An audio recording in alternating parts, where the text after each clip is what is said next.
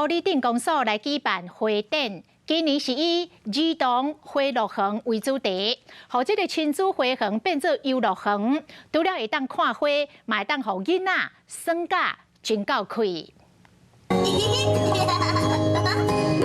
这个节的主题是儿童花乐园，有娱乐场的元素，除了展现玻璃花和花艺水，嘛有真侪囡仔会当耍的所在。会当亲子全家做伙来咱的物流中心遮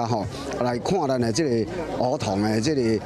发展呢。来遮参观体验的游客和囡仔欣赏花艺以外，有套裤啊、结沙包、爬树厝，大家拢耍甲真欢喜。在游乐园能看到的一些器具譬如说旋转木马等等的意象我们搬到户内来进行一个花卉的装点玻璃电工所讲，玻璃花儿童花乐园活动为10月初7办到10月16，展览区阁有装置艺术和风味体验活动，欢迎全国游客带囡仔做来玻璃儿童花乐园佚佗游览。